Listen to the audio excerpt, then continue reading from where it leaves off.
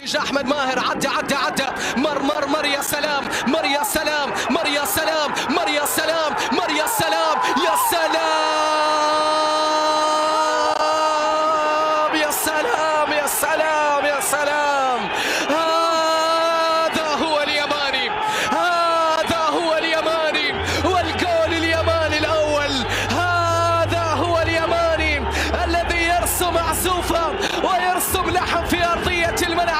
سيمفونية يمانية موجودة من أحمد ماهر. أحمد ماهر لبى النداء، تحدث منذ دقائق: وينك يا أحمد يا ماهر، وينك يا أحمد يا ماهر؟ قال أنا موجود، قال أنا حاضر، قال أعطيني الوقت وأعطيني الثواني وشوف ردة الفعل اليمانية.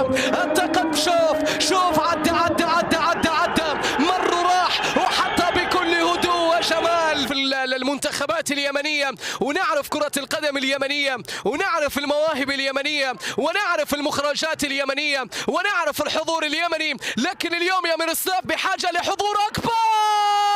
يا الله يا الله يا الله يا الله يا الله.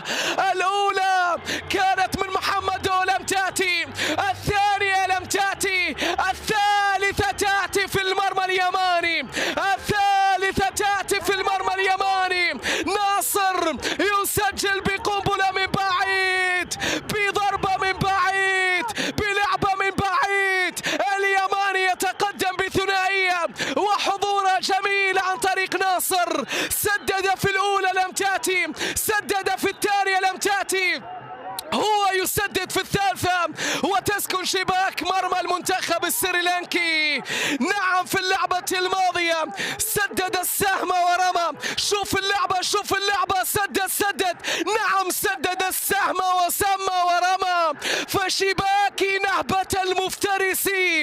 الله على ناصر محمد، على تسديده، على سهم اطلق في اللقطة الماضية. محاولة اليمن عن طريق الموهوب الغزال. غزال اليمن هو غزال اليمن وغزال كل اليمنيين. عبد الواسع، يا لاعب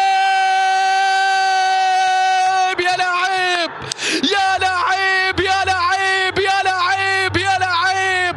عبد الواسع يبعث الأمان والاطمئنان للجماهير اليمنية.